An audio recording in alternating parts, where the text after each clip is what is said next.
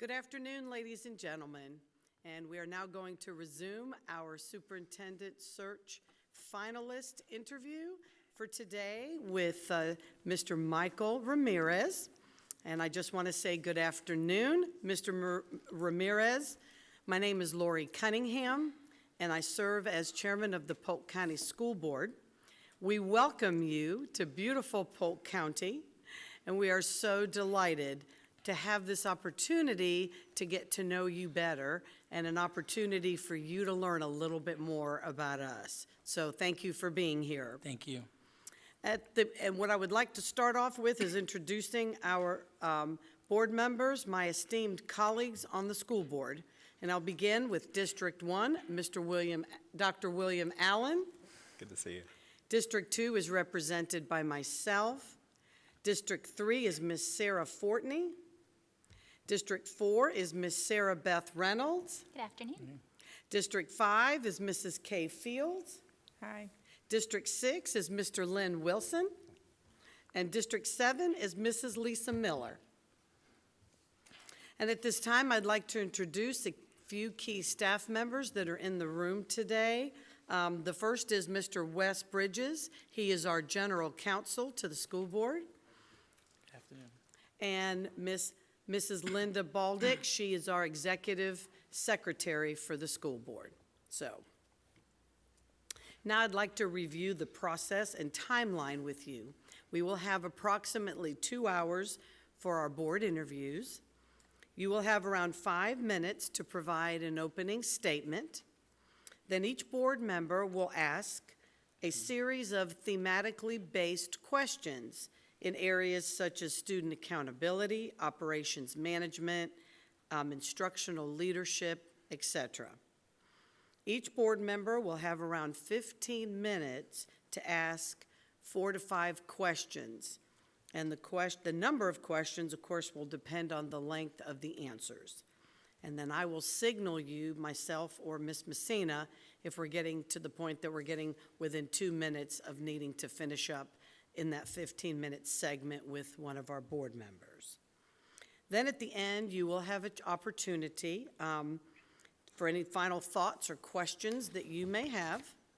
And I do want to let you know that we will be taking notes during the interview so that we're able to refer back to those later during discussions. Any questions? No questions. All right, well, here we go. So we will start with allowing you around 5 minutes for any opening comments or any thoughts that you would like to share with the board. And you may begin, Mr. Ramirez. Sure. So thank you and good afternoon, School Board of Polk County. I'm truly honored to have the opportunity to interview with you for this position of Superintendent of Schools. It's a very important decision for the Polk County community and for you as a board, so I am extremely thankful for your consideration for this position. I also like to take a moment to recognize the other 4 exceptional finalists here as well, and just honored to be a part of that group, and I look forward to our conversation today. When I think about me, who I am, the question you may ask is why me, why now, and why Polk, when I think about that. And what I would share with you is my work and my leadership. I'm a values-based leader, grounded in my values. Those values of relationships, being a learner, my faith, family, and fun. Relationships, I'm a people person. I lead with people first. I value tremendously relationships, and what I've learned is I believe that people have an innate desire to want to feel listened to, cared for, and loved, and I lead from that space as I lead people. I'm a learner. I don't know everything, so I'm willing to pick up the phone and know who to call and talk to or ask the right questions. But my commitment is always to be better today than I was yesterday and working towards that each and every day. Faith, I'm a man of faith. I'm grounded in my faith, and that's really what really drives me. But in addition to that, I have a faith in people. I believe in people. I believe in the best in people, students, teachers, everyone, and I'm grounded in that place. Family is extremely important to me. I'm a husband, I'm a dad, I'm a son, I'm a brother, I'm an uncle to 9 amazing nieces and nephews, 8 nephews, and one niece, so a baseball team or a softball team, depending on your preference. And just so that's really important to me. And but in addition to my home life family, my work family. You know, I've had an opportunity to work in two large organizations where the colleagues that I've worked with actually become family as well. So that's really important to me in developing and cultivating a family, a sense of family. And that's one of the pieces that really drives me to why Polk, because Polk is such a family. That component is just so critical and so important. And fun, I like to have fun. I like to loosen up tense situations at times, because if we're not having fun in the work, this work is so important, and we do some of the most important work in the country, I believe, is public education, the great equalizer, and just the opportunity to do that. I am born and raised to two amazing Puerto Rican parents, born and raised in the northernmost city in Puerto Rico, New York City. I'm a middle child with middle child issues. I know it. My brothers and sisters tell me I'm one of five, so you know you could understand that dynamic. But born and raised in New York City, moved down to South Florida when I was 16, 10th grade, and I finished high school, 10th, 11th, and 12th grade in South Florida. And after graduation, I found myself making my way up US 27, across 60 to Highway 98, into Lakeland, where I went to Southeastern College, which is now Southeastern University. And I'm the first in my family to graduate a 4-year bachelor's degree, so that's something I take a lot of pride in. The fourth, and the fifth completed. My sister is currently finishing her A and pushing her that she's going to do it as well. And my brother is quite successful as a captain with an airline. So amazing opportunities there. And so why now, right? My journey has taken me to a place where my journey as a teacher, as a student here in Polk in the university, as a teacher, as a coach, assistant principal, central office administrator, it just really allowed me the opportunity to do some amazing work. And I have a track record of academic success in two large school districts that I feel set me apart. I also have demonstrated an ability to build meaningful, authentic relationships built on trust and transparency with all stakeholder groups, students, parents, community leaders, elected officials, organizations collectively across. So why Polk? Polk's got special meaning to me. This is a sense of a homecoming. I've lived in two places in Florida, Polk County and Broward County. And Polk County developed me, and this is where it prepared me to develop my passions in my journey and what I do. And I'm just excited. I'm really excited for the opportunity to begin. This is where my journey began. I'm excited to the potential to rejoin this community, to champion our students, in leading our schools and leading our communities and becoming the A district that I know we are as your next superintendent. Thank you. Thank you so much. And now I'm going to begin the interview with a few general topic questions. And I think you already have sort of done this. My question is if you would please introduce yourself, and you kind of have, but you're welcome to add a few more thoughts if you have them.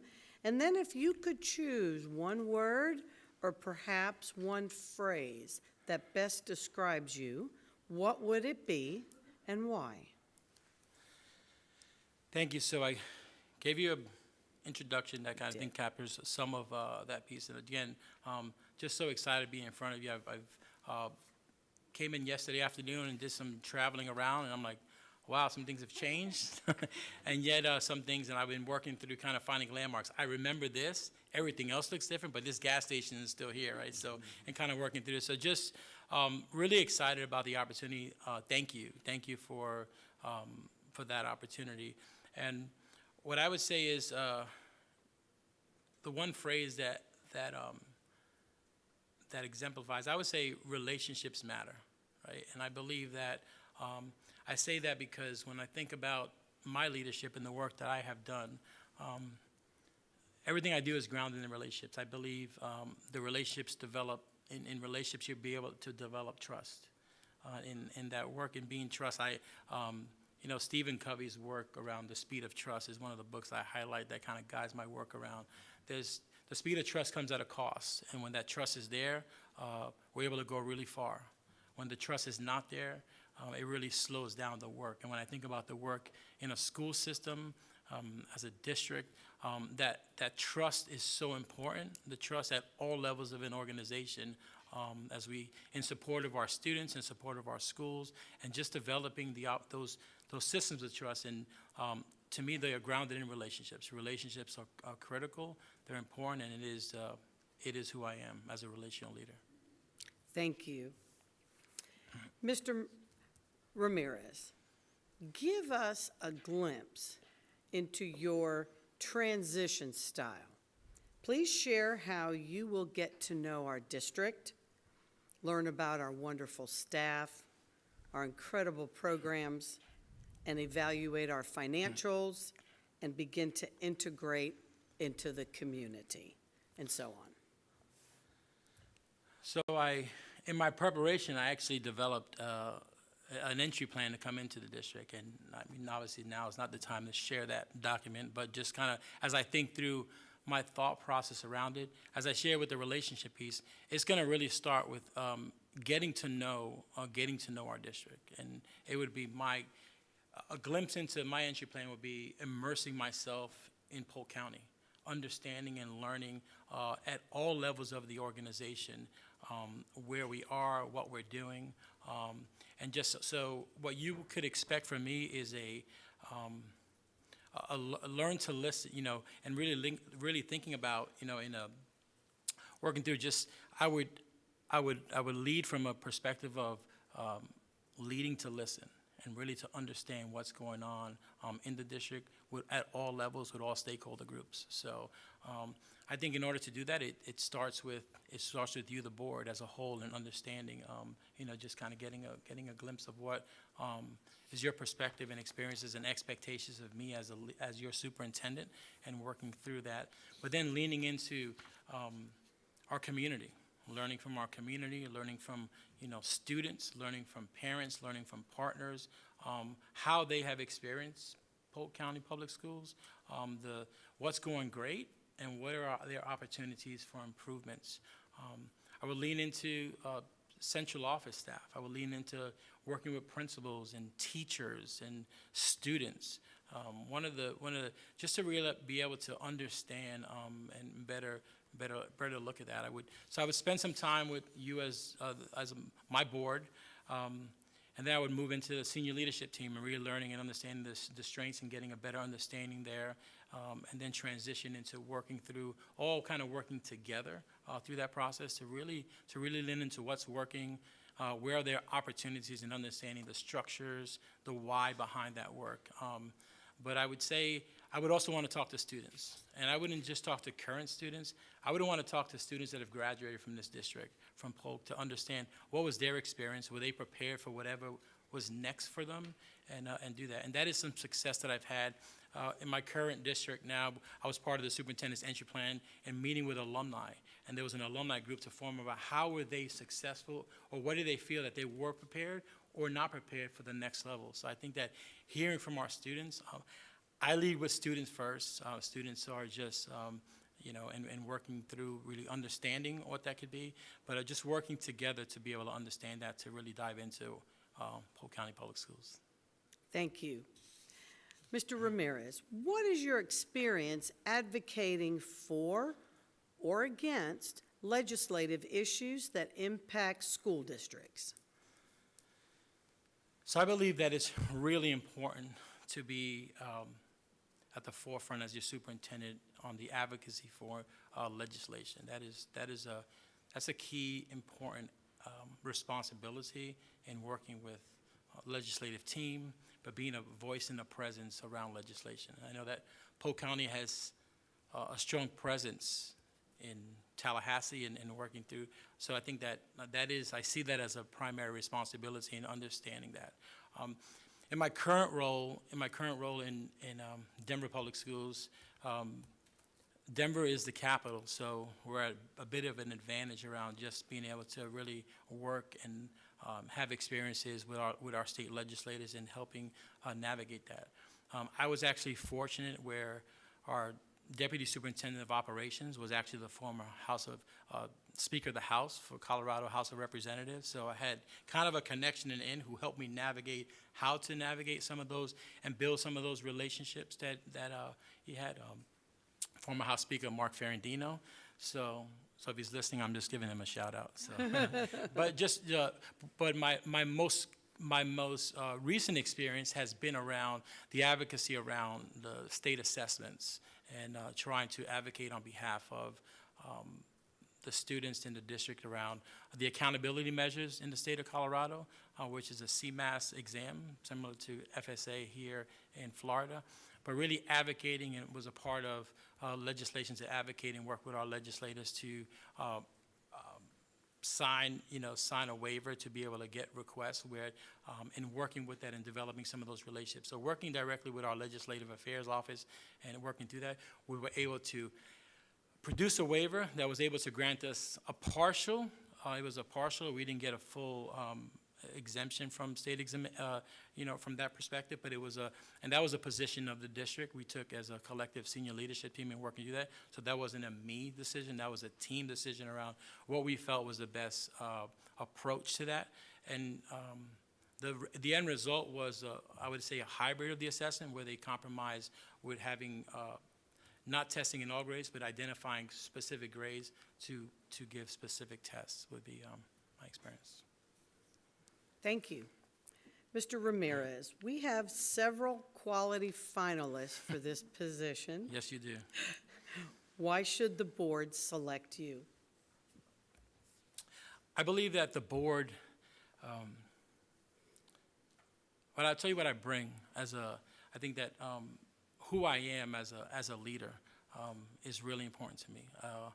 As a leader of color, I recognize who I represent and the population, the communities that I represent, and the students that I represent. I think it's really important that our students see leaders, teachers, educators that look like them as an opportunity to really be able to take it to the next level and help them reach their goals, dreams, and aspirations. So I would say that's a really important piece of who I am as a leader, and I take that responsibility. I champion all students, I want to be clear, but specifically I know what my role is and who I am and what I bring to the table to be able to do that. And as I shared earlier in my introduction, my track record of success building and moving systems, as you can see, and working through moving a district graduation rate at a school, over the time of my leadership at a school, in a school district from 74% to 86% over a span of 7 years, and building intentional systems. I'm a systems thinker that brings really experiences in understanding what large school districts look like, and knowing the growth that Polk County has experienced, and the size of Polk County being the 7th largest in the state of Florida, top 30 in the country. It's quite a responsibility. So I recognize that, but I bring that systems thinking to be able to look and push for us, how can we do it? And it's not to come in and think about changing, it's about pushing how can we do things, what we currently are doing, are they working, and where's the data to support what we're doing or not doing, and being able to do that. And then ultimately, connector. I'm a connector of people, I'm a unifier. I have an ability to build and create a vision for where I would want to go and take an organization and bring folks along in a way that's collaborative. I'm not a top-down leader. I'm a we leader and moving together, but I also understand the responsibility I have that comes with being the superintendent of schools, that sometimes needs to make decisive decisions around things, and I'm also equipped to do that as well. Awesome, thank you. Next, we will have Mrs. Fields asking questions related to board and community relations. Mrs. Fields?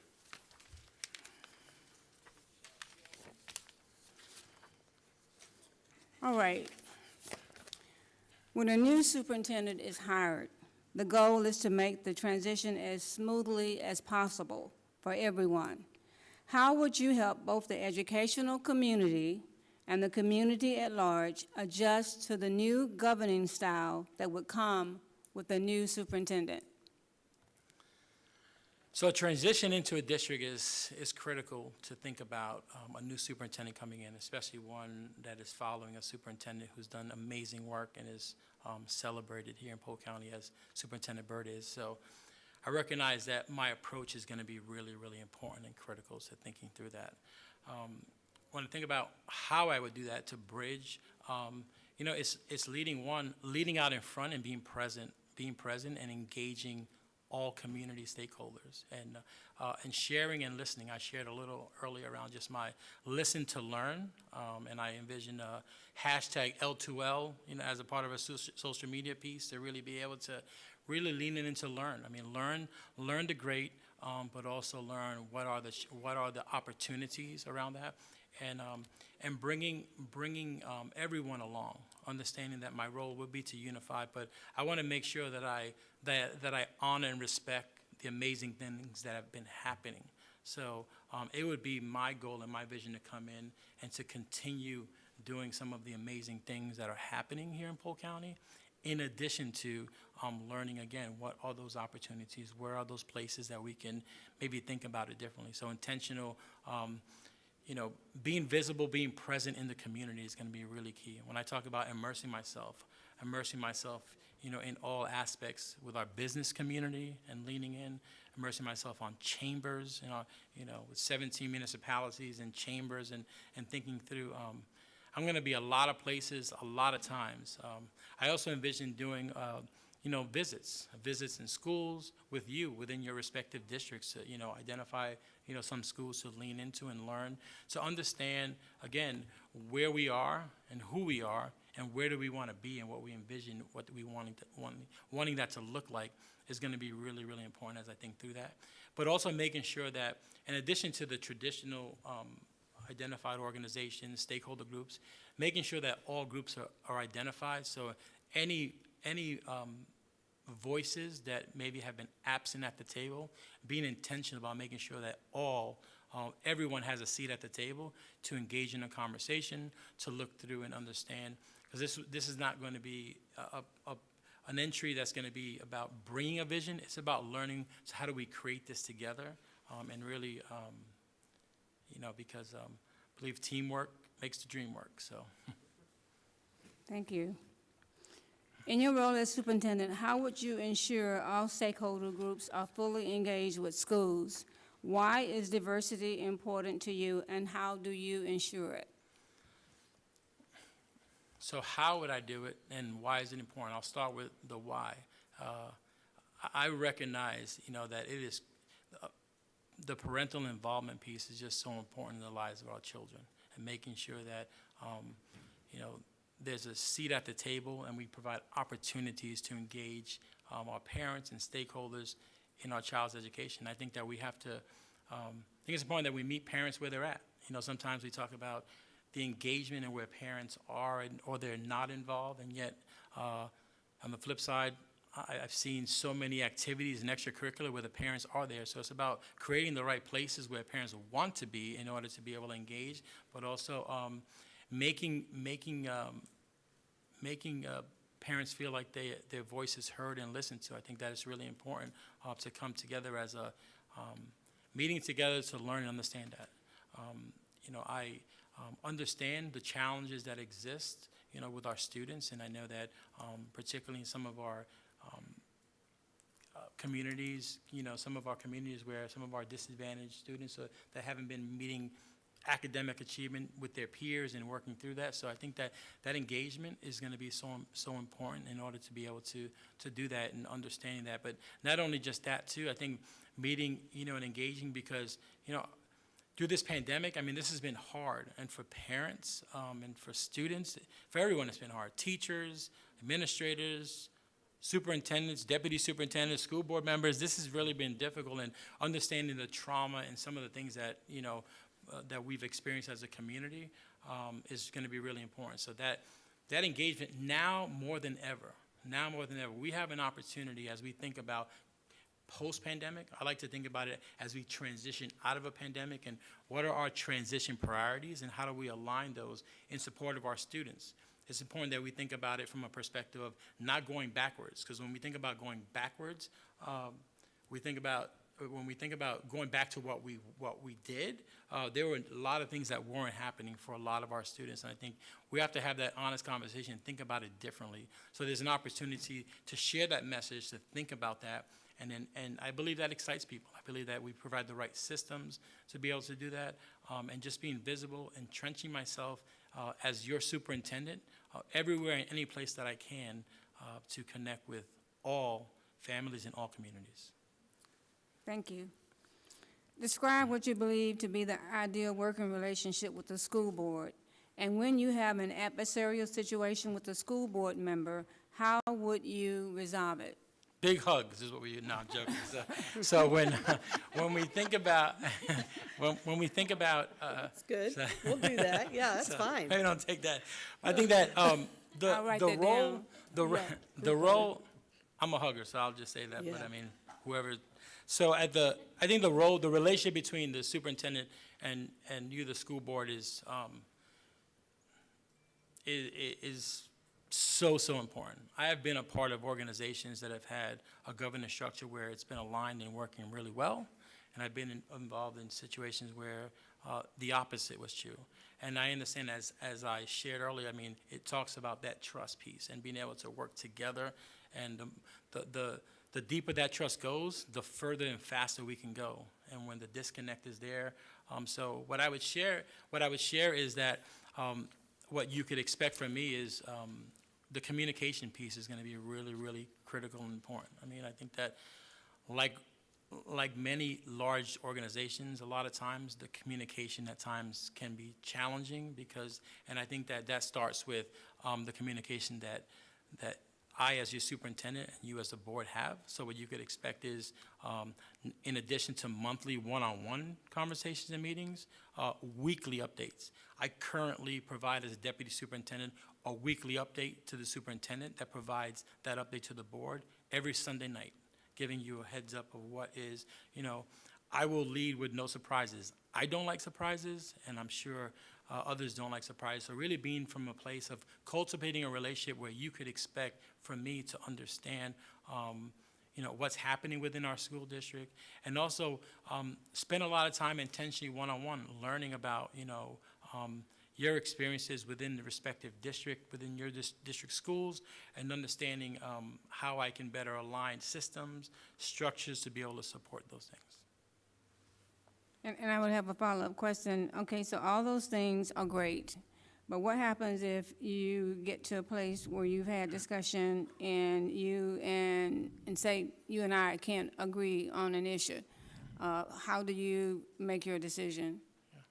So I lead, what I would say is I lead to be able to establish, where there are potential win-wins.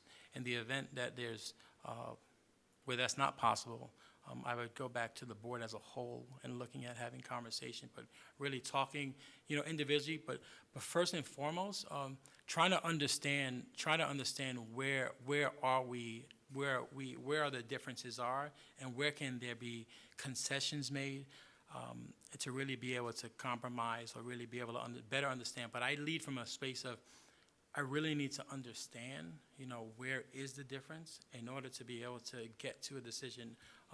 What I would share is, I know that as superintendent, those decisions are going to have to be made, but I would lead with leaning in with that relationship, grounded in students first, what's best for students, and working through that and trying to make a decision, and then work collectively with the board. I would hope that those times will be far and few in between.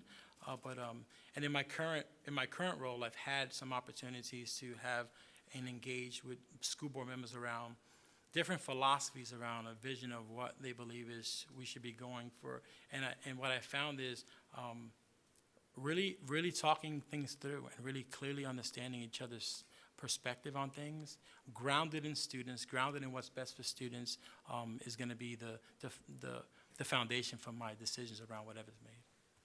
Thank you. This is my last question. How would you build an open, trusting relationship, and I think you kind of have answered this already, with your school board as an entity and each member individually?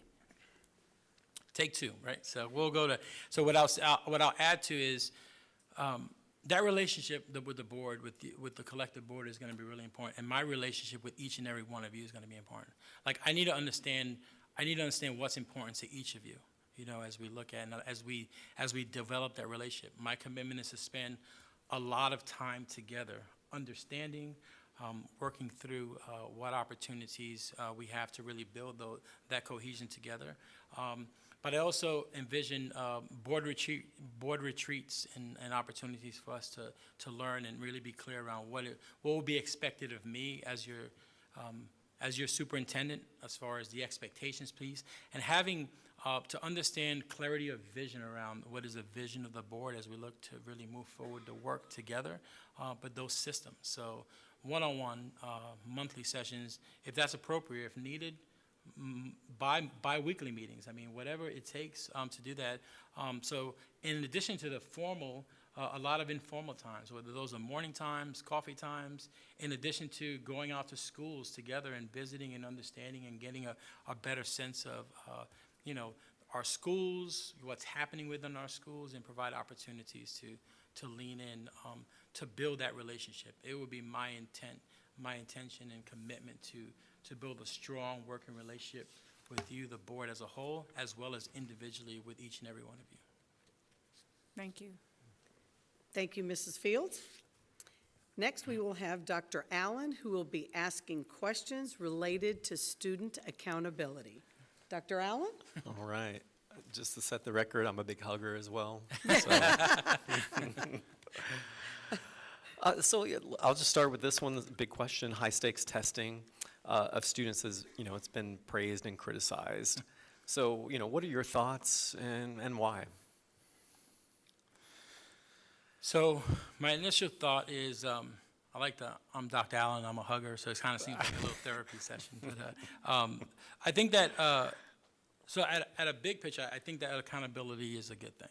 I think that we have to have high expectations in our schools, for our students, because this is about, making sure, public education, the great equalizer, and we got to make sure that we are maximizing opportunities to ensure that. So from an accountability standpoint, I believe in accountability. I think that it's important to really look at. I think it's more around how it's used is really key. And I know when we look at accountability and we dive into the impact that accountability has, not only on student outcomes, but then when we attach accountability and those measures to teacher evaluations, VAM scores, and all these other pieces of it, I think it definitely makes it a more complex issue than what it is. So at the heart, but I believe that it's so important for we as a school district to have strong systems to be able to monitor what that accountability is, as far as the data and what we're doing as a result of that is really an important piece of that work. Awesome, thank you. So then, with that conversation and moving it forward, what measures have you used that are outside of the traditional test score, to measure student achievement? And then why would you use that alternative measure? So I think it's important, I'm a whole child advocate to make sure that we're seeing the big picture of a whole child. And I think when we look at, it's not just about test scores. I mean, there are other measures and there are other pieces of that. And I would say one of the areas that I've looked at is really around the mental health and wellness of our kids as it relates to those test scores. I think, when we talk about test scores, the experiences, and thinking about that, I think it's important that we look at,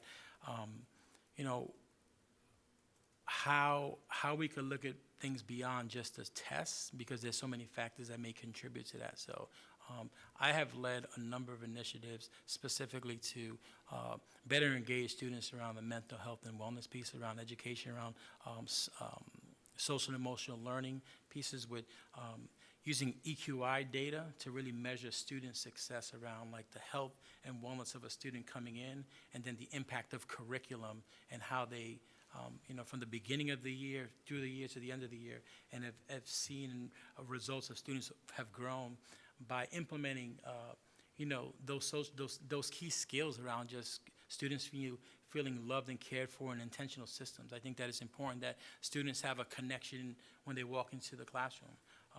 What you will get from me as your superintendent is a push to make sure that our students are connected to an adult, connected to their school, connected to a program, and working through that. So that data piece, work to evaluate the effectiveness of a program around the EQI, emotional intelligence of students, around how they're feeling, based on a litany of different areas to be able to do that I saw tremendous growth on. And that growth related to student scores and really looking at benchmarking how students are doing throughout the year, using what I would call key performance indicator, just around grades, attendance, grades, discipline, credits, and extracurricular activities. I think the extracurricular activity piece is just another piece of it. So using data to show, and what I found is when those data pieces are in line and students are doing well,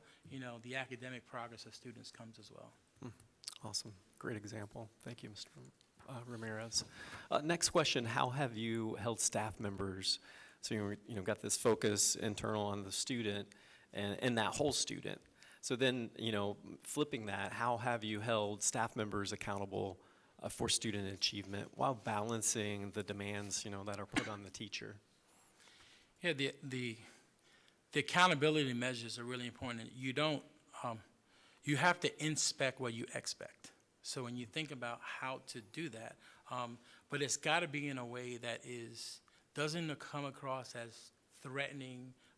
It's got to be from a lens of support and working through, because this work is hard, and it's hard in our classrooms.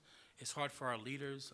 The last year and a half has only exasperated, how that has been. So I think that when I think about being able to do that in a way, what I have done in my current role to keep those pieces, so in Denver Public Schools, I supervise all of the district managed schools, 168 plus schools, and what I put in place was a continuous improvement plan cycle that happened quarterly within schools. So principals, supervisors, here they are regional assistant, associate superintendents, but working together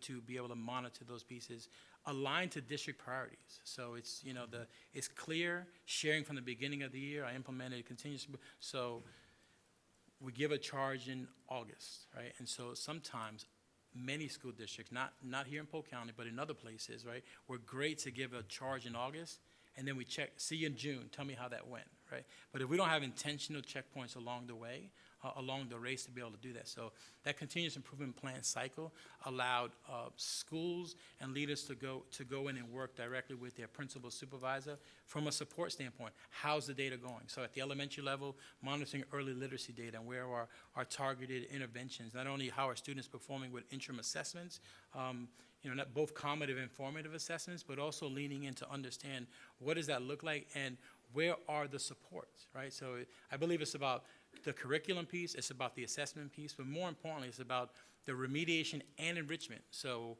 when I walk into a school, I want to know, how do you know students are learning in school? Tell me how do you know that, and what do you do when they're not?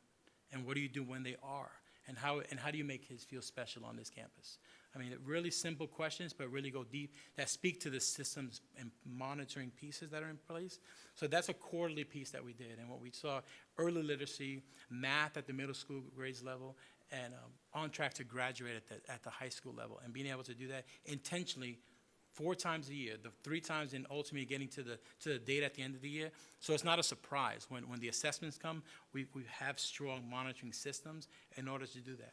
As a result, moving the needle with early literacy, not quite yet where we want to be, but considering the pandemic, saw 1 to 2% incremental growth on READAC assessments, with our 3rd graders that are on track, potentially to be on grade level. So those type of intentional systems at the secondary level, particularly at the high school level, are working towards, closing the gap around students recovering credit and being able to close the gap to ensure that our students are graduating high school. All right, great. Very thorough, thank you. Last question here.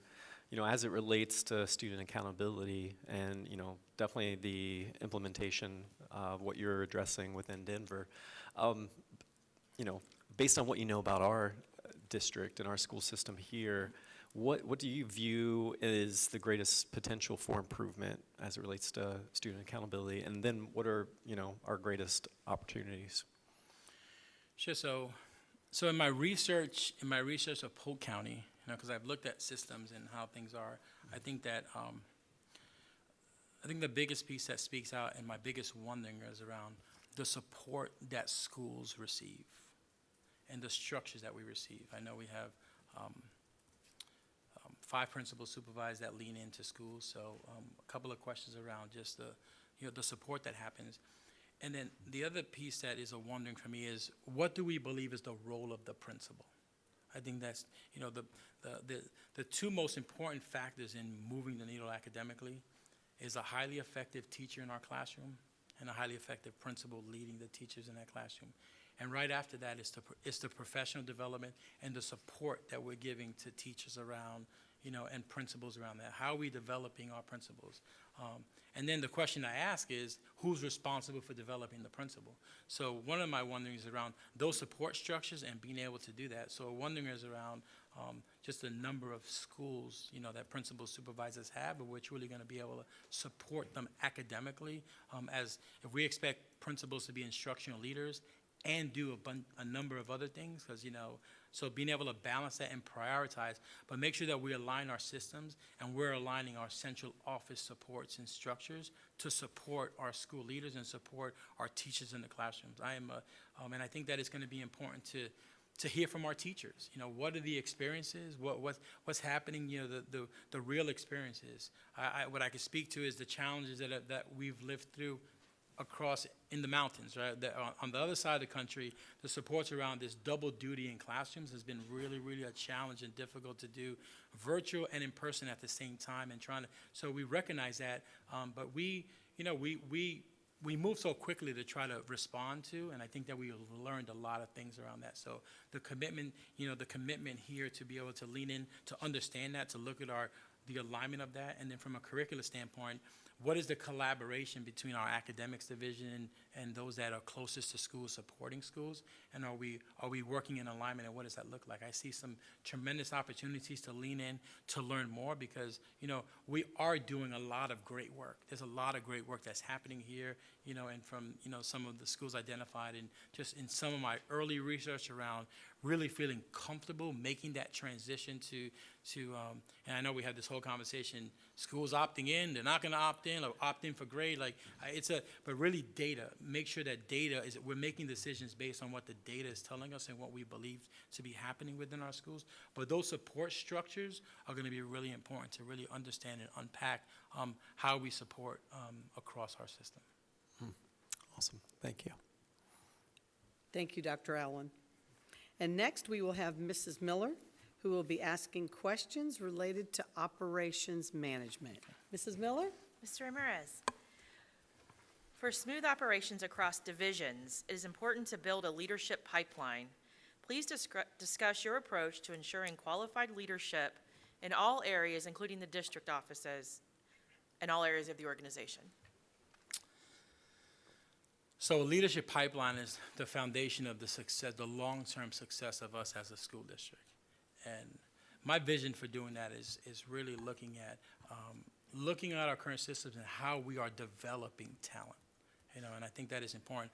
I also think that as a leadership pipeline, that our employees, they see themselves in our leadership pipeline as having opportunities to progress through the system, and really being able to, but not only progress through the system, have intentional programs and opportunities to build capacity at all levels. So when you talk about, central office and moving forward, some of the work I've done in another district has been around developing a succession for principals leaving the principal seat, going to central office, for assistant principals assuming principal roles, for teachers wanting to assume principal roles, and for those that are trying to become teachers, being able to recruit and do that. Call that, for lack of a better word, an intern program, at all levels. I think that one of the key levers, particularly at the systems level, is what I have found in other districts, not happening here, but in other districts, that there's an opportunity to, from the principal seat, there's a lack of preparation beyond the principal seat. When I stepped into a role as a principal supervisor supervising high schools, I had no preparation other than the relationships I had. I was now leading, the colleagues that I was principals with. So that pipeline and preparation program. So what I would envision is a program where there's the potential for principals to come out of their role for an internship type opportunity for 6 to 8 months, and then you follow that all the way back. So when you talk about the efficiencies piece and kind of, costing that out all the way to a first-year teacher kind of coming through the system to develop that pipeline, to be able to make sure that one, our school leaders, our teachers, or those that are aspiring to be administrators, see themselves within the system, but also see themselves as being able to have opportunities and having access to those opportunities. Because we could have the opportunities, but then it could be a situation where it's who you know and, to be able to, and I think it's a transparent process to be able to really look at and then have an intentional focus if we're looking to want to diversify our leadership pipeline to make sure that the leaders that we have as we come through, look like our students as well in that process, being intentional about that, so that'd be a piece of a vision that, I had that really, and not only so principals will come out and be principal supervisors, but they may go into an academics division and serve as an intern working with our chief academic officer. They may go into the PIO office. I believe that as you look at central office, those that know the work best, school leaders and others that have been in schools at times, sometimes really are able to just bring a different perspective as we think about how we want to lead, particularly within central office, so that I value that leadership piece as a component to how we want to think about leading and developing a pipeline. Thank you. The next question, besides salary increases, what rewards can you offer employees that would help them feel respected, valued, and needed? Besides salary increases, I would say the opportunity to be a part of and feel valued and heard is really important, and that the committing to really having intentional contact with employees, with our teachers in particular, building a strong relationship with our Polk Education Association, and really being able to lean in from a teacher perspective and all bargaining units, right? So you mentioned directly teachers, but really leaning in there, having intentional time. I believe that, I think a lot of times absence of information, people make up the facts that maybe sometimes aren't accurate. And I think it's important and I believe that building those relationships and providing intentional opportunities to have face time. But from your superintendent, you're going to get from me a transparency of just building that relationship and committing to being open, honest, trustworthy, but most importantly, that they feel valued. Teachers are a heartbeat of our school district, and thinking about what's happening within our classrooms and really how important that is. But as all our other employee groups as well are important as well. So being able to build and value, and then look at other opportunities to connect. And then I go back to my core value around fun, right? Just trying to really create some, celebrations, celebrating the work that's happening within our schools. Whatever we're doing, we could always do more, right? But we have to get ahead of telling our story about the amazing things that happen. Educators, we're wired a little differently than most, right? We could have a really tough year and one letter from that most challenging student about the one lesson that made a difference in their life just makes us want to teach for another 10 years, be in this work for another 20 years. It's just how we're wired, because this is really a calling. It's a calling of the work that we do. So being able to create a culture that's inclusive of all, but also that gives our employee groups, our teachers, voice in that, and also sitting at the table, talking about these things, right? As we start to develop plans about what is the transition out of a pandemic and post-pandemic, our teachers have to be at the table to talk through the experiences in order to, as do principals, as do other central office, but being able to create those. And I think that culture piece sometimes really engages in that sense of my voice matters, and not only that I hear you, I see you, and action behind it, right? Like making some intentional commitments, and that's where that intentional contact with, it's fine, but we're gonna continue this dialogue. So hold me accountable, right? We're gonna meet this month. We're gonna try to improve on that. Next month, let's talk about and really kind of those cycles, and that's work that I've done, coming off of the heels of I took over in my current district, coming off the heels of a teacher strike, and really trying to work on the culture and just kind of the relationship piece, and being able to create intentional structures, a teacher advisory piece that really informs decisions around how we make decisions in partnership. Our return plans, as we thought about returning to school, engaging, we engage union leadership in committees to have those conversations, whatever. So I think that I believe that creates a culture to be able to, that values people's self-worth. Thank you. The next question is, what is the ideal communication process between the superintendent's office and employees at the school sites and departments throughout the district? And I know you've touched on that, just so I guess, because I have two more questions. If you could identify what your communication process would be, that would be great. Sure. As I shared earlier, like communication is key in a school district such as Polk and the size.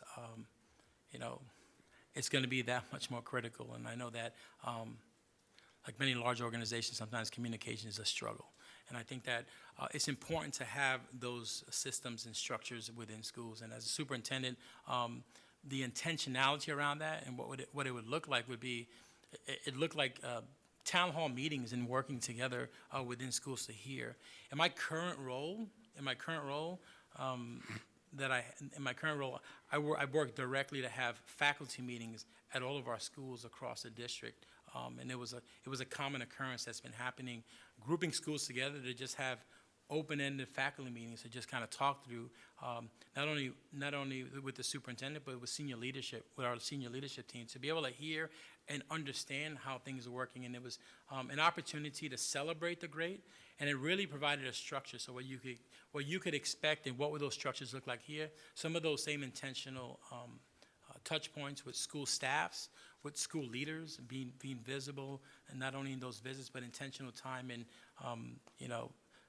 taking and listening to learn to another level around just a commitment to be in schools and listening to our teachers, and calendaring those things out. They don't happen by chance. Like, we prioritize what we put on calendars and making sure that these are opportunities to connect.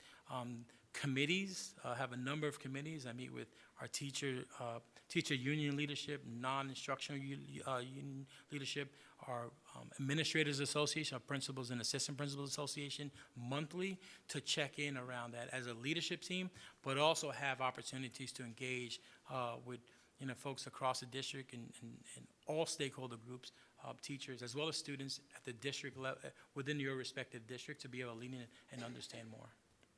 Thank you. What is your experience in leading a facilities renovation and building program in a fast-growing district?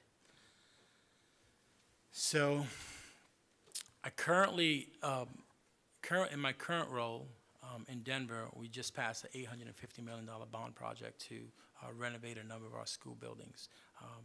The district I currently sit in is one that, it may sound strange here, but we have 60 school buildings that don't have air conditioning. So, that creates some challenges around that. So I've worked directly with our operations team to prioritize those schools based on, because the lack of AC has allowed us to have closures in the summertime. So August and early September, we've actually had, when the index is above 85 degrees, we have to shut schools down, and that's been a regular occurrence. So with the passing of a bond, or the passing of the largest bond in Colorado history, $850 million, during a pandemic, showed the commitment of the community to want to really prioritize a lot of that work. So I work directly with our facilities and management team, identifying those schools, prioritizing and expediting that process to be able to bring, so that was passed, and we're in that stage right now, of doing that and working through that. In a former district, I had the opportunity as a principal supervisor to work and manage directly with 2 high schools that were going through a rebuild as students were in the school. So working through that process and really working through closing this wing of the building and moving students to this building and really expediting that process and strategically thinking about how to do that in a way and fashion where we could expedite but not compromise the academics within a school. Because as you know, in an ideal world, we say, well, we'll just wait for the summer, right? So, but when we wait for the summer in Florida, and we know what the weather looks like in Florida, and every day around 1 o'clock, 1:30, and how the weather changes so quickly, really slows things down. So having the opportunity to expedite in both districts those 2 plans to be able to do that while not impacting instruction in school buildings has been a big piece of my work in 2 roles that I've had. Thank you. My last question is to describe your ability to cultivate a disciplined, safe, and orderly school environment. Yeah, so it starts with the vision of what we want our students to be and who we want them to become, and ensure that we have the right supports and structures in place to get us there. So I think that when we look at the systems that we offer and really looking at leading from a place of building those systems, and I think that looking at our TSS processes around just how we identify and look at students and to support students, first and foremost with effective Tier 1 instruction in classrooms and being able to engage students. Because I believe that when you talk about safe and orderly and students that are connected, that are engaged, many times don't misbehave. So I think it pushes us to think about the engagement and our delivery of instruction to ensure that our students are engaged, but also that orderly and safe environment. I mean, safety and security is, at the most important piece of our work of what we do to make sure our students are safe in our schools. And if our students don't feel safe, they can't learn. So I think that those orderly plans, protocols, really leaning in with our team around just what does that look like around that, and then unpacking things like our discipline matrix and looking at our student code of conduct and really working through and understanding that, but creating a culture that really supports ensuring that our students are engaged in our schools, that are really connected, and they have advocacy from our adults, and really looking at alternative, to be able to support them in where they may, to ensure that we have those structures. Thank you. Thank you, Mrs. Miller. Next, we will have Ms. Fortney asking questions related to instructional leadership. Ms. Fortney? I feel like I'm in college taking notes. All right. What are the most important current issues facing school-level administrators? What is the district's role in addressing these issues? And how did you influence school culture as a principal or district-level administrator? The first one was administrative. That was a long question. The second part of the question was? I'm sorry. Yes, it is kind of long. Most important current issues facing school-level administrators. What is the district's role in addressing these issues? And how did you influence school culture as a principal or district administrator? Thank you, Member Fortney. I think that what I would say is that I think the number one issue as we think about school leaders coming out is, as we transition out of the pandemic, the reteaching and the reteaching, or what I like to say, reimagining education, is a critical piece. I think that what I know to be true, based on what data has shown us, is that our students, the gaps that were there before pandemic in a number of places, particularly for underrepresented student groups, has only widened. So I think that one of the big issues is around our approach as we think about moving forward and how we're going to reimagine education. I like to take an asset-based approach to it and not think about lost learning, but unfinished teaching and learning for our students. And so the challenge around how we're going to do that and how our school leaders are going to do that and how our teachers are going to do that is really, really important. And when you talk about what the district's role to do that, we have to be a district that central office is aligned to support our schools. And I believe that is just so critical to ensure that from a central office, our our initial customer are our school leaders and teachers are our customer, and I think that customer focus around meeting and understanding what that is really important. And when I think about that, I go back to having teachers to hear from teachers and school leaders around what some of those challenges are and possible solutions. I will be a superintendent that leads really listening from the folks closest in the trenches to be able to understand how to help develop the plans, to make sure the plans we're developing align to what we think will actually work in schools. Because what I have found in some districts, what I have found in my experience has been sometimes we make a decision or bring a program, and then there's a disconnect in how that program goes in because there's no buy-in around that. So I think that buy-in around our approach to doing it is going to be really, really important. So I think that's what the district's role is, to support our leaders, to create systems and structures. In my current role, we are thinking about this in buckets, and we actually have had, we identified 4 key task force work groups, made up of teachers, school leaders, central office, to develop what those plans are around, the reimagining education piece, the summer school piece, the social emotional wellness piece, and the safety around as we think about that and doing that. My role as a school leader, so I was a high school principal and loved every minute of being a high school principal of a A-rated high school, and I take a lot of pride in that work. And so what I found is student advocacy and that student agency and voice, before it was something that we talked about, it was a way that I led. Student advocacy as well as teacher advocacy, and building those relationships and creating those opportunities in a school for students to be able to cultivate that. My teachers in my school knew that, we were going to develop plans together and really think about how we do those things. And we spent intentional time doing that. That was all built, doesn't happen by chance. It's really built on having intentional structures to build those relationships we talk about, where now you develop that trust. And again, I believe that when you do have that trust, now you're able to really, you lead from a space that is not one that's looking to say, I got you, like what you're not doing, but let's look about what you are doing, what you can be doing, and what possibilities exist there. So I led in that manner with student agency, with teacher agency, and all of the things that our students want. I led with students first and really being able to cultivate that. And then with parents, I believe from a vision standpoint, I led from a place and space that, if you have happy students, it's a good chance they're going to have happy parents, because the students are happy if their child is happy in what's happening within the school around that.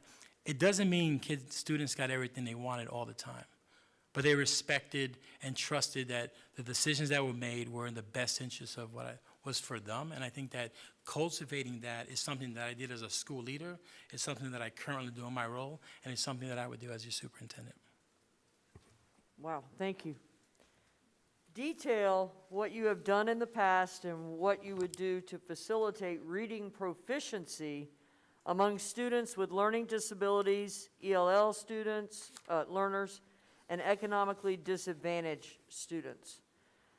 Facilitate reading proficiency with our students with disabilities, ELL, and economically disadvantaged. So I'll talk really quick to 2 experiences around just facilitating that reading proficiency. I think that we know that 3rd grade reading is a key indicator and benchmark of future success, just like success in 9th grade is a key indicator to graduating from high school. So particularly around reading proficiency at all levels of the organization, I have worked, as I mentioned, the continuous improvement plan cycles that I developed to be able to have an intentional focus to develop plans for our disadvantaged students. In working through those systems, work to develop in that plan intentional points of contact with our students with disabilities, with our disadvantaged groups around monitoring data for early literacy in my current role, where principal supervisors, my team knew, and it was clearly focused because that initiative it was a priority of us as a district, and I aligned systems on my team to make sure that we were checking in and connecting and looking at monthly data as well as quarterly data formative assessments and summative assessments to be able to monitor and look at how our students are performing, and having schools develop plans to intentionally close those, what I would call opportunity gaps. I know we talk to the achievement gap a lot of times, but, I know the opportunity gap, which you saw a lot of my referencing to, is, because of the achievement, students lose out on a lot of opportunities. So that opportunity gap around just trying to work and look at that. But I think that what I have done in my current role is have intentional checkpoints, looking at the data for those students, but also looking at, when you talk about reading, the early literacy piece, I'm looking at how we teach reading. There is a lot of work around early literacy, around the science of reading, and knowing, how we teach, what does our reading curriculum look like. So what I have done is produce a vision for my team to really learn, and currently teachers in the district in the Mountain West are going through a 45-hour there's a combination of working with state requirements around certification, but an early literacy professional development to really get really good on how do you teach reading and how we do that based on research-based strategies, and then making sure that we have reading blocks and tight schedules within schools to do that, but that also teachers have the flexibility to work within that. So the reading block is a requirement, but then how you do that within these research-based strategies as we think about the science of reading, but most importantly, looking at how you monitor it with an intentional focus. So when my team goes into schools, we're looking at our English language learners, our ERC students, our disadvantaged students, and really being intentional about that, and really pushing plans on how we closing that opportunity gap for those students. And it's a journey, right? It is not an I gotcha. It is not a let me see what you're not doing. Okay, it didn't work this month, and it goes back to that relationship around if we're truly to coach and support leaders. Our leaders and teachers have to feel comfortable saying it didn't go well, like the lesson didn't go well, and really work through that, but how do we get better? And then come together. The other piece that I've done is bring teachers together with best practices around, like our teachers have to talk to each other because, if you as a second or third grade teacher don't know, there is a second or third grade teacher out there that does know. And how do we have intentional ways to do that? And what I have done is build intentional structures through teacher summits, through monthly professional development to make sure that our teachers are connected across the system. Because within their school sometimes, but coming outside of their schools to be able to learn that have been some ways that I've done that. Okay, I'm trying to hurry so I can get all these in. But these are kind of related, almost like what you just answered. What role have you played in turning around underperforming schools? Give examples with data.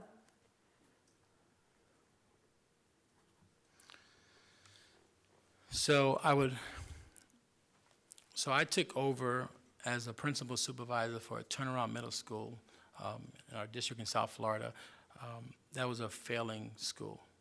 And the school, as it was identified by the state, had to be identified to reconstitute or just do as, as state accountability measures would tell us. So I worked directly to as a supervisor at that school to reconstitute that school. And it's obviously with board support, around all of those pieces, but the measures in place to do that, and hired a whole new staff and a whole new school leader to recreate a school. We rebranded the school from a traditional middle school model to a 6-12 model, but with the same students coming and returning back to the school. Understanding that leadership matters, and started with the leadership of the school, and then allowed, obviously through, all of the collective bargaining measures and all those things to negotiate and work through, like thinking about teachers coming back. So a number of teachers that were there actually came back to the school, but worked through to bring the school back together. So let that work and put some intentional support structures in place and empowered the leader and supported the leader. A couple of things that's really important when we talk about turnaround work and turnaround schools is sometimes we're our worst enemy. Like, we think that in some of our most struggling schools, we just got to give them a bunch of things and stuff and programs, and but really it's about being strategic and making sure that what we give them are those things that we believe are high-impact strategies to move the needle. And that's what I did. I worked directly with the school leader to identify what was, when we looked at the curriculum pieces and the monitoring pieces around how to support that, and aligned all that. And then made sure that we kept the main thing, and just really peeled back everything else. And I empowered that leader to say no. If things didn't align, if things were brought to you around just, we have this great idea, we have this great program that we want to bring, if you don't think it's aligned to that vision of moving the needle academically, we say no, and empowering that. And sometimes we have to give permission to our leaders to really be able to do that, and our teachers to be able to do that as we go through. But a really clear focus, and then progress monitoring. Monthly really looking at those accountability measures and the support piece. They were a school at the time that was identified under DA. I know it's SI now, so it's like, but they were DA at the time. Had a visit with Chancellor Lyons at the time a few years ago, and just had an opportunity to engage and talk about the work that we were doing in the school with those progress monitoring pieces. But the biggest piece is, no matter at what point, whether it was math or literacy, we knew where students were and what supports. And when I talk about the curriculum and the assessment, we were really clear about the remediation and/or enrichment. So when students weren't learning, what did we need to do and how did we need to do that?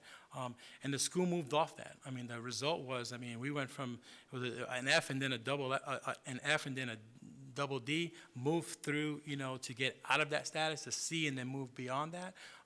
But most proud of the work that from that same population group, and obviously working through students and creating that culture, the success of the high school, as they transition from a 6.8 to a 6.12, and that first year of that graduating class, getting off that list to a C and then continuing to move forward, but 100% graduation rate for those students as well was another really big celebration and accomplishment. What types of programs have you found to be most effective in improving student learning? What do you think made them effective, and how did you evaluate that effectiveness? And then how do you communicate all of that to your stakeholders as far as the effectiveness? See the trend of like multiple questions within a question, but I appreciate it. But I see that. I know. I appreciate it. I think that when looking at the effectiveness of programs, I go back to the engagement piece, and we have to find, our curriculum has to be provide opportunities for our students to be engaged in real-world life application. And I think that real-world life application piece is a really key component. So what I have seen the effectiveness of are programs that engage those students. I know our career academies is a big piece of that work around finding what motivates students to want to come to school. The teacher in me, I say this with no disrespect, to some of my other colleagues of academic, but sometimes our students don't always come to school for math and for English and for some of those other courses, right? They come for that program, that program, whether it's debate, whether it's that CTE program, just whatever those are, as well as a lot of the advanced placement. And I think that we have a unique opportunity of having to be all things to all children about engaging. So I believe in creating those opportunities. So when you think about what programs, it's the programs that hook students, that give them the why. And our students need to understand the why. They need to understand the why we do it, and then provide opportunities for them to connect to programs, to all programs, and have the opportunity to not just say, well, it's only for this program but not that program, but just really not have any gates on any of the programs that we offer. So the programs that have been most effective are those so a lot of the programs that do connect, as well as, to be able to engage. And then when you look at the younger grades, like those project-based learning opportunities and things that, again, how do we leverage, the use of field trips and other ways to be able to engage students and to move that needle. When students feel cared for, loved, and are engaged, their academic improvement is shown to move the needle around that, but also the supports. We have to have the right supports for our students to be able to, when they don't get it, right? So if we think about it, And then how do we do that? We think about it through a cycle of it. We think about what we're going to teach from a curriculum and how we want the kids to, what we want them to learn. And then I go to what do we do when we don't, and do we have those systems to be able to do that? It's my fault. I'll talk fast. Because of my district, we ask this. What have you done to address the diverse needs of student populations, especially subgroups like ELL? So ELL population, when you talk specifically about that, one of the things that I have done that I actually brought to a district here locally in Florida, but also brought it across the state, was a program that I called Latinos in Actions. I was challenged to think about our ELL graduation rate and the engagement of our students. And I brought a program that I learned about in Utah, brought it to Florida, brought it to our district and piloted it at 6 schools. And the program was one that was an intentional focus on engaging our ELL population at the high school level, at the middle and high school level, but also being able to connect it back to the elementary level. And I brought that, so it was a program with a 30-40-30 model of students, engaged Latino students that are doing really well in our ELL population, our students that were kind of coasting along, and then our L1s to just our first year English language learners, and brought them together in a class focused around literacy, engaging them not only in literacy but in college readiness, career, and engaging those students, and the synergy around the dynamic of all those students in a classroom. Did that at the middle and high school level, but also took it back to the elementary. So a big component of that, it was grounded in literacy and teaching them, and then students went back to their feeder elementary school and mentored their elementary English language learners within the elementary. And the premise was around, we could teach kids about heroes, or we could create our own heroes. And when you think about, a high school student going back to mentor and tutor in elementary, and I'm talking English language learners that traditionally would not have the confidence piece, I think it's about a mindset, right? Our English language learners bring amazing talents and skills to our classrooms, and sometimes where they may be the language, but when you think about just how do we connect them, because again, leading with the heart and leading with that connection, and that was a program that was open to all students, but a particular focus with a predominantly large ELL Hispanic population was one thing that I did. Thank you, Ms. Fortney. Next, we will have Mr. Wilson asking questions related to business services. Mr. Wilson? Thank you, Madam Chair. Good afternoon, Mr. Ramirez. Good afternoon. We're going to switch gears a little bit and Okay. talk about budget. Okay. So share with us your plans for the district's budget development process. What level of involvement will principals, directors, and other administrators have in that process? So the involvement in the budget process and the budget cycle is really critical, especially for school leaders. And as I lean into what that cycle looks like and what that process looks like here, I envision principals and principal supervisors being a really integral part of that. So in the budget cycle, experiences that I have in that work as a principal supervisor in helping and supporting principals develop their budgets is working to, and what I envision from that perspective would be engagement with first at the highest levels of the district, communicating to our school leaders our approach around our budget, and really being transparent around that is going to be really, really important. In my current role, we kick off the budget cycle in January, and I led an all-call with principals that happens every year around the current state of our finances, the current allocations that we're given, and how we're thinking about the spending piece of that, and then aligning business partners and financial partners and supports to be able to clearly, understand and articulate what the reasoning and really the dollars, particularly when we think about ARP funds and all the other funds that are coming now with ESSER dollars incoming, being really intentional about. There's a lot of questions around that, and obviously we're still waiting on direction from the state around the usage of some of those funds. But being really transparent around how we're doing that, and then being able to, and then having from a finance standpoint, having financial partners working directly to develop for principals to develop those school budgets and working together. And I intend to be involved in learning what our current processes are around what that budget cycle looks like within our school system, but to make sure that we are looking at allocating our resources to support our teachers in schools and classrooms. Thank you. And my next question is, what role do you see the board, or for the board, in the development of the budget, and how will that process be facilitated? Can you ask the first part of it? Yeah, what role do you see for the board in the development of the budget?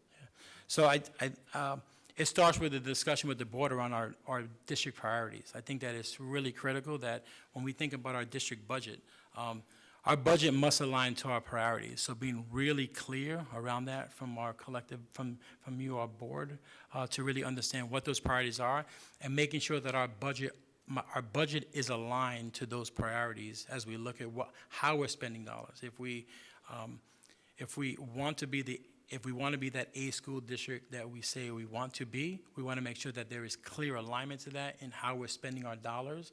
So first and foremost, I think there'll be a conversation around making sure that we're clear around what those priorities are to make sure that that budget is aligned to that. And then working together to establish what those are, particularly coming out of the pandemic, and working through understanding how we can do it together, and understanding what that might look like, and working through and really understanding what the board feels we need to be doing, particularly around how we're thinking about reimagining education, how we're thinking about the usage of the ARP funds as they're coming into the district. Where are we going to be prioritizing those dollars? And when you look at that in that prioritization, we have to have a conversation about if it's the American Rescue Plan, we got to make sure that we're rescuing those that we're intended to rescue.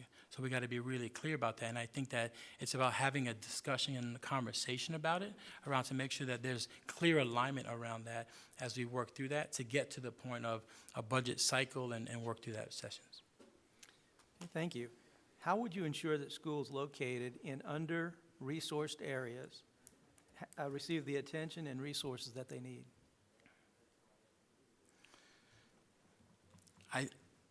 The big piece of that, when I think about what that would look like, the first thing I would do is really commit to doing an assessment, of current, those schools that are identified as you mentioned, and what their budgets are, and are they properly funded to really support and do the things that they need to do? Are the resources and what we're being afforded, touching the classroom and making a difference? So really committing to doing a true assessment of what's happening and really looking at those schools to be able to identify,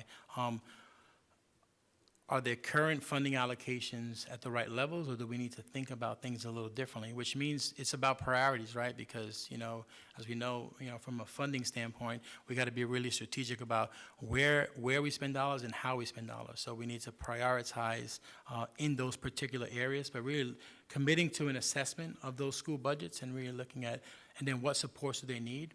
And then when you talk about the involvement of school leaders in that process, to really hear from school leaders around where are their gaps, or where are there areas that they need to really, that we need to focus on, what we're expecting, and then are the supports there. So when I talk about the academic supports from a standpoint, from a district, on the operation, on the finance side, that support is there.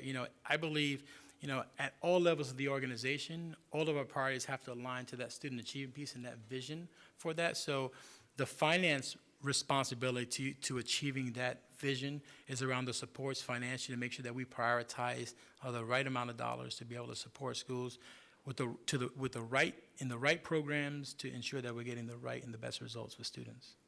Okay, thank you. You've talked a little bit about transparency, and this question goes to transparency as well. What is your vision for financial reporting, transparency, and maintaining the public trust as it relates to the financial affairs of our school district for our county? So they kind of connect. So my vision is to truly be transparent around that, and I think that it's important that we have to tell our story. I would be one who would advocate for a third-party external review of our current budget to really look at and really be transparent with our community if we're going to really restore, rebuild that trust around the perception of our district, around how we spend our finances, to be able to tell that story. I think that it is evident by the commitment with the half-penny sales tax, around the commitment that our community has to making sure we have great schools. But I think the first part of that is just being really transparent by a commitment to have some type of external reviews to be able to see what that looks like. Secondly to that, I know we've transitioned to now having monthly reporting of, finances and working through that. So a commitment to do that, my vision would be to be as transparent of that, to commit to, having that, obviously, as we have statutes that require the transparency on our website and things of that nature, but also to engage in dialogue circles around it. I mean, I've come from a place where in Denver, we have a budget advisory committee that meets of community folks to really help inform some of the decisions. That part of that advisory is helping us, I say us because I'm not here yet, but it's helping us work through the how we're going to look at spending ESSER 3 funds, ARP funds, and really just engaging that. We did that with the first 2 cycles, but that transparency to be able to build that trust. So having key community stakeholders as a part of that, as clearly as an advisory to really inform, but to educate. And if it's identifying the right people that can help carry that message forward around that, to be able to build that transparency and trust as we think about how we report out on our finances. Okay. Thank you, Mr. Ramirez. Thank you, Mr. Wilson. Next, we will have Ms. Reynolds asking questions related to personal leadership. Ms. Reynolds? Good afternoon. So the first question is, what is the ideal relationship between law enforcement agencies and the school district in ensuring safe schools? So as I shared earlier, safety and security is paramount, and it's the most important thing we do. As your superintendent, be top of mind. As a school leader, was top of mind. So I think that the ideal relationship is one that is a partnership, that we work in collaboration, that we work together around that, and just working to understand and lean into our processes. So when I think about how important that is, I think about my work.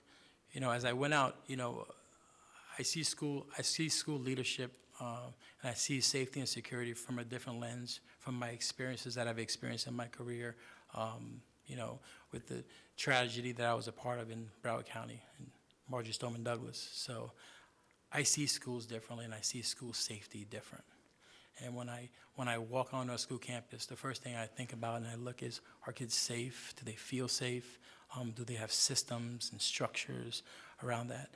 And so I'm forever changed because of that, and as I think about it. So the partnership and the collaboration together would be my top priority, to make sure that we have that collaboration, that we are working together in service of our students to make sure that they're safe.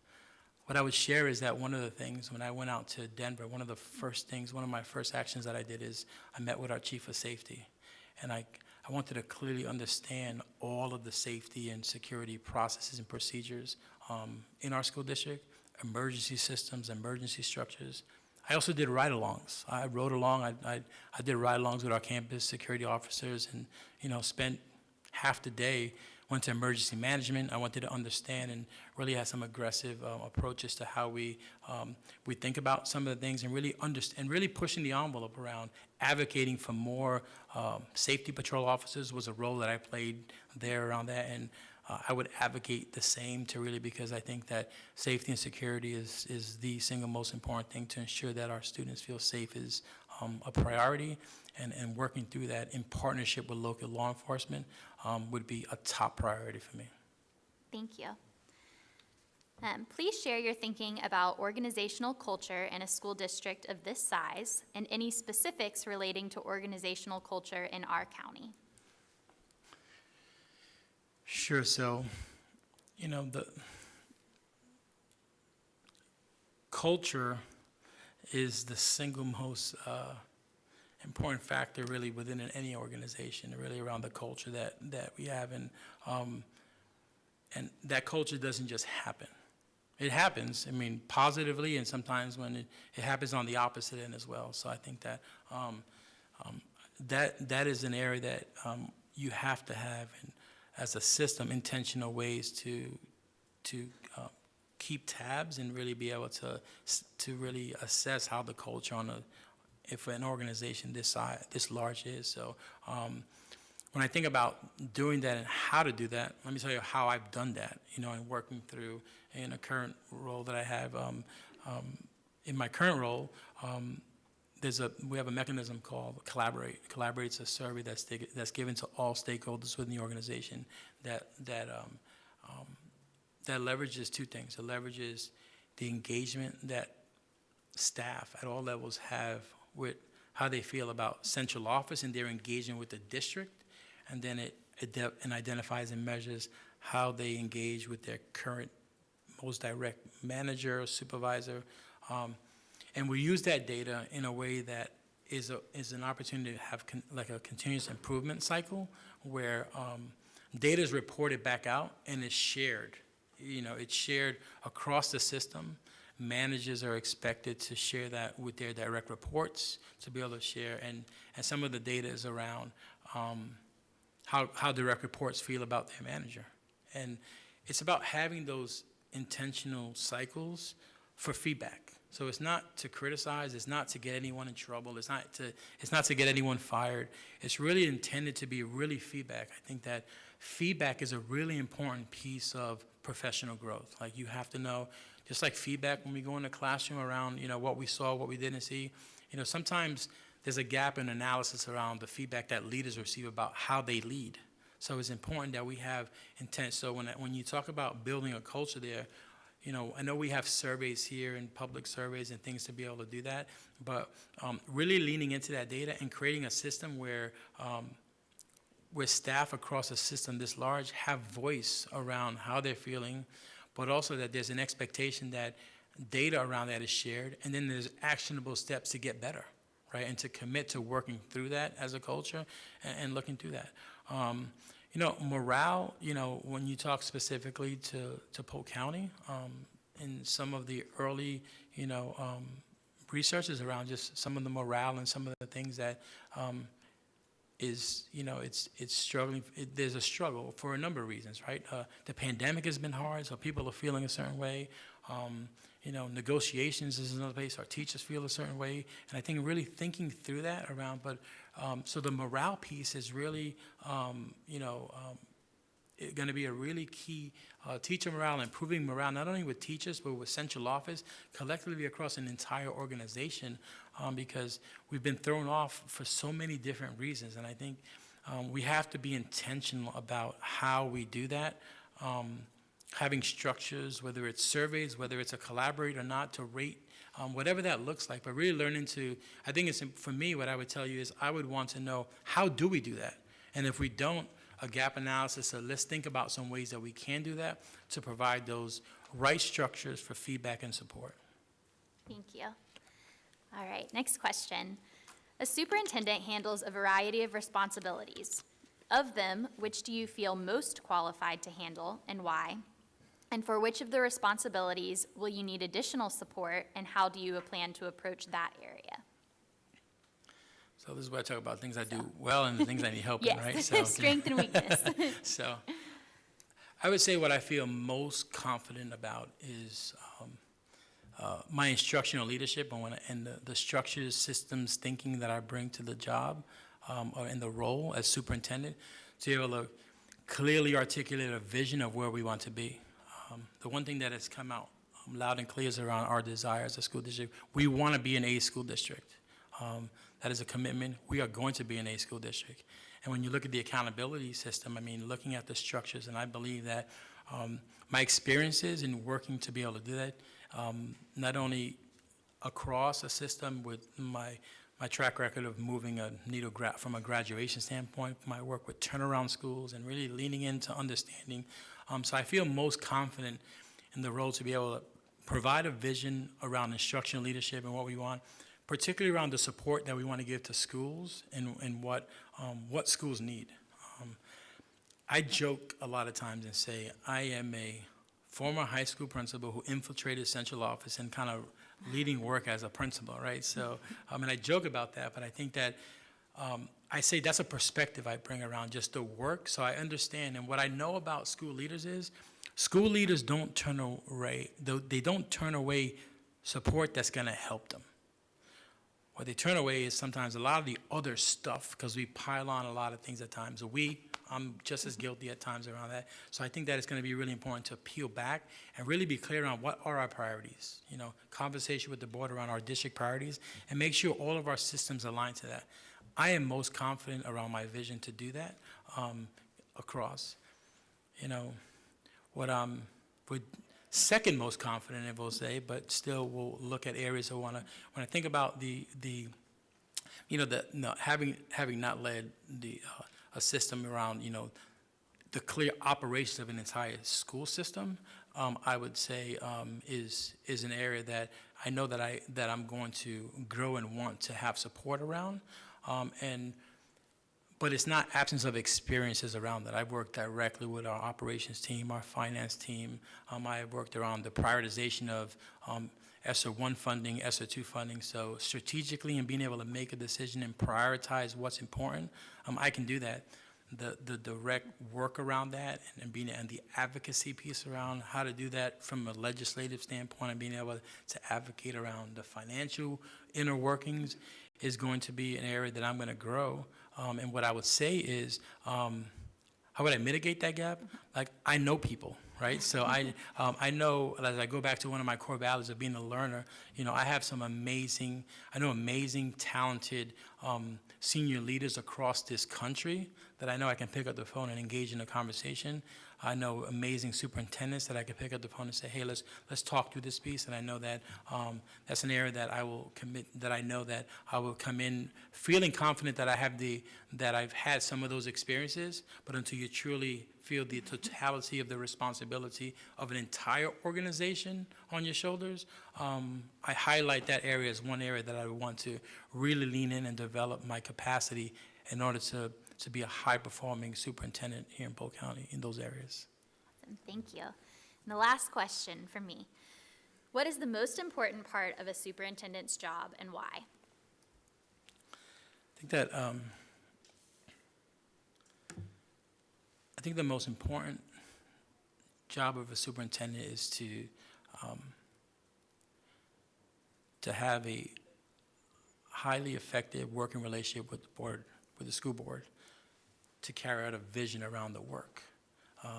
As I shared earlier, I've seen school districts that have worked with a school board that is aligned and working together, and I've seen when the opposite is true. And I think one of my most important responsibilities is cultivating my relationship with each and every one of you, to develop that, to be clear, to establish. So we work together to have clarity around our vision of where we want to go, so that we have clarity on what we believe are our strategic initiatives, so that we have clear vision around how we want to approach not only the work, but our approach with the community, as we think about, again, the transition and coming out of the work that we're currently doing, post-pandemic, working together.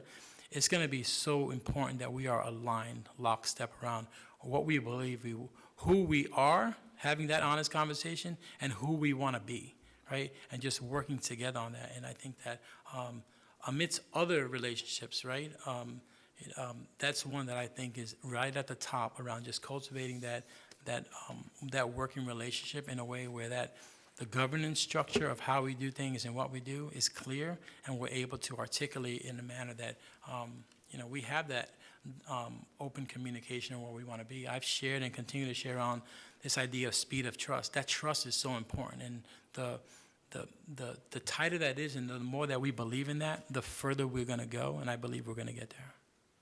Awesome, thank you. Thank you, Ms. Reynolds. And in closing, is there any additional information or any closing statements that you would like to share with our board today? It's been a long afternoon, I know. I don't want any more questions, so we're good there. So what I would say is, I just want to say thank you. Thank you for the opportunity from what you read, from what you saw, from what you heard from folks. So you talked to many. Some of them talked to me and said, yeah, but just thank you for the opportunity and just the belief to get to this point and just be before you. So it truly is an honor to have been there. And, the one thing I would share is I talked about my values when I started but I didn't tell you where I keep my values. And what I would share is I keep my values in my lunchbox, right? And I don't know about you, but for me, I remember as a kid leaving for school, my mom yelling out the window, "Don't forget your lunchbox," right? And in elementary, like, lunchbox had a really significant, like, every year you get whatever you, Incredible Hulk. It was always, for me, a Yankee lunchbox. I'm a Yankee fan. Sorry for those that are. No, they beat the Rays. Rays beat them last year, I get it, so still a sore spot. But it's my lunchbox. And a lunchbox, I always wanted to make sure I had that Twinkie in my lunchbox. And as I got into teaching, the lunchbox took on and she would always say, "Don't forget your lunchbox." And as I got into teaching, about 4 years into teaching, one of my students gave me a Joe DiMaggio lunchbox. And the lunchbox, and I put it on my desk. It was awesome. I put it there. And over the course of that year, as I would get things from students, parents, and teachers, I would put it in the lunchbox, right? So a letter, "Thanks for coming to my game," a Christmas card, a picture of family, significant things that I would get. And so that one lunchbox with all those things grew into 2 lunchboxes. Another Yankee lunchbox, by the way, but 2 lunchboxes. And what the lunchbox became to me was just a reminder or a metaphor for just as I look at the work that we do. And on that tough day, after that tough meeting, when I'm just questioning, like, what am I doing? And there have been so many of those days over my 26 years in education.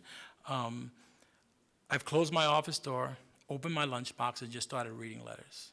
And I've never gotten to the bottom of the lunchbox before I'm re-energized, repurposed around my why. And there's shit about how we're wired, right? One letter, right? Well, you can imagine 700 letters, right? And they're little. Some of them are Post-it, some of them are cards and lunchboxes. And those lunchboxes sit on the shelves in my office. And every now and then I need to have a lunchbox day to just open it up and just kind of look through things. And so as I think about that, it regrounds me in my why. And I've never forgotten my lunchbox. I keep my values there, and the letters I receive affirm to me when I share what my values are and who I am as a leader.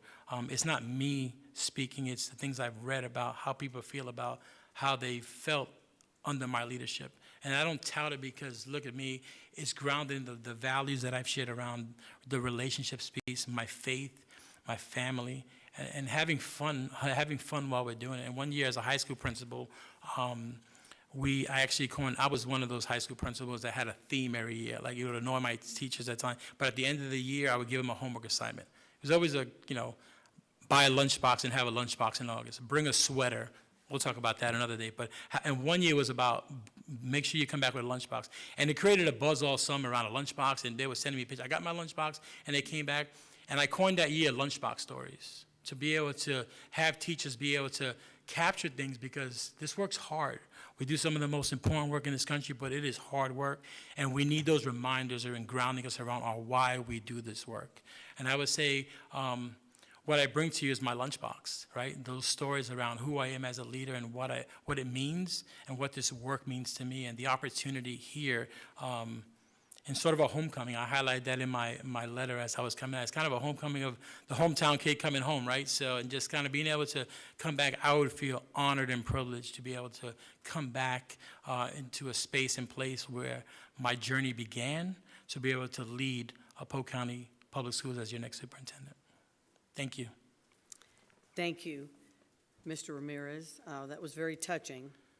At this point, I wanted to ask, do you have any questions for any of our board members? I would, the one question I would ask maybe one or two board members is, what motivated you to become a school board member? Who wants that one? I'll take that. I'll start. Okay, so my husband and I had been trying to have kids. My husband and I, for 15 years, were unable to conceive for whatever the reason. It's a long story, but I'm going to cut it short. And so, by the grace of God, I got pregnant and had my daughter. So I was working in a position in a community relations job, and the board came in and said to me, hey, we need to make an announcement. And I said, what is it? And they said, our school board member is going to be moving out of state to another position in his corporate world. We need to announce it to our board. So I said, okay, I'll put it on the agenda and we'll go forward. And I did that. And before we know it, my board members came to me and said, we think you should run for school board. And I said, there's no way, I won't last a week. I'm very open about my communications. I tell people how I feel, and I'm not very political. And so, and they said, well, that's why you should run. I said, no, I'm sorry. You need to look to somebody else. Make a long story short, I went home, talked to my husband, and my husband thought I would be perfect. And with the fact that I had prayed about an opportunity and having had the greatest gift that God could give in the birth of a child, I said, Lord, let me serve.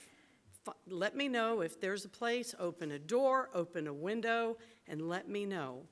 Next thing you know, I ran for school board, and here I am 17 years later. So that's my personal story. That's why I'm on the board, to make a difference. I was not an educator. I'm an engineer by degree, but I felt that that was the calling that the Lord felt after I was blessed with my own child. So, next, Ms. Reynolds.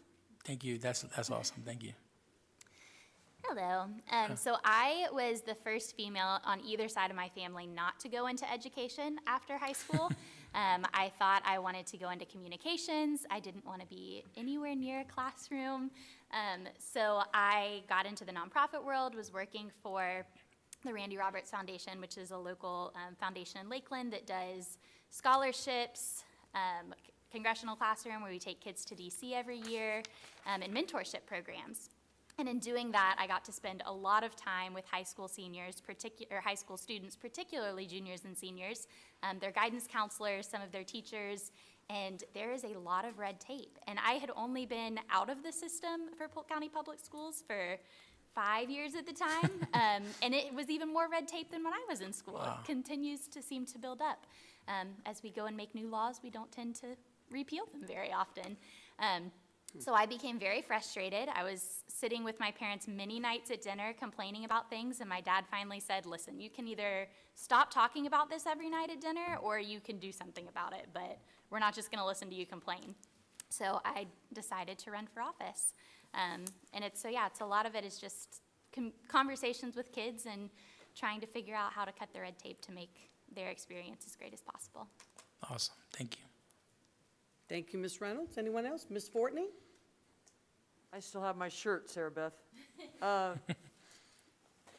Yeah, I really, I have never wavered on this. I ran to stand up and speak out for students and staff that didn't feel they were able to do that. And my job is to save public education and make sure that it's free for all kids who want it. Awesome. Thank you. Thank you, Ms. Fortney. Ms. Miller? I thought everybody knew our story. I forgot that you're in Denver.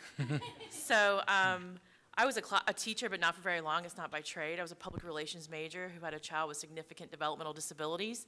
So I got into the advocacy world. So the board has had advocates join lately, which was new. And a lot of school boards are seeing that throughout the state of Florida.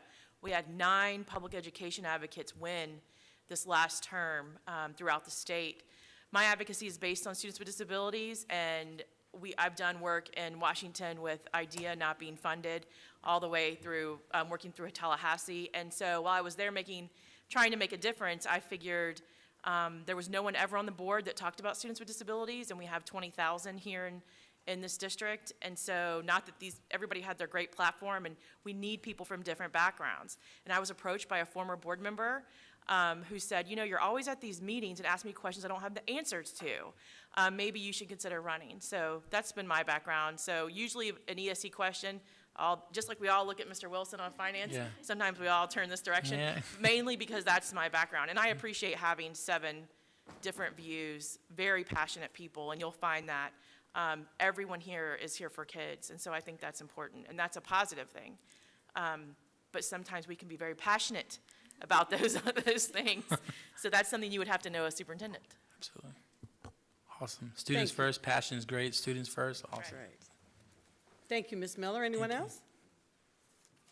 Okay, then I want to thank you so much, Mr. Ramirez, for coming and speaking to us, and congratulations Thank on you. becoming a finalist. That's Thank you. huge after the number of applications that we received.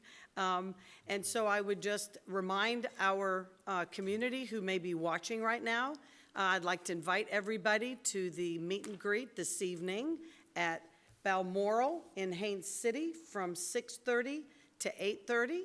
And hope that folks will come out to meet our 5 wonderful finalists. This is going to be a really tough decision after hearing 3 of them today. And I know that Ms. Messina wanted a few minutes just to kind of outline tomorrow's activities. Ms. Messina?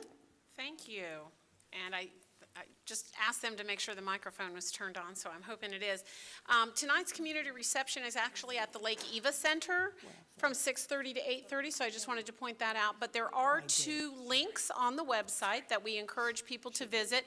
One link is an opportunity for citizens to submit a question for tomorrow's live meet and greet that we're going to do, which will be a live airing of the some of the questions. So any question that you have for any individual candidate or for all of the candidates, please submit that through the link. And the other link is feedback on the applicants. So if you if you'd like to submit what you believe are the strengths of certain candidates or any questions that you would still have. So just visit the Polk Schools website under Superintendent Search, and you'll see these 2 prominent links. Thank you. Thank you, Ms. Messina, and I apologize the correction. It's going to be held at the Lake Eva Center tonight from 6:30 to 8:30, and we hope we'll see a lot of you there. So at this time, I believe this concludes our meeting for today, and I look forward to seeing everybody tomorrow morning when we start our interviews at 9 a.m. sharp. Thank you very much, and good night.